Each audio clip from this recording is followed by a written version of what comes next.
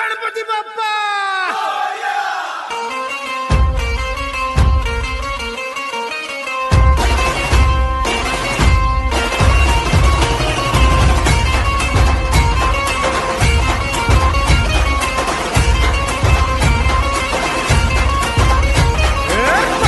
नमन करुणी वंदन इडा मांडून इडा देवाला इडा गावाला इडा पाटलाला इडा मंडळीला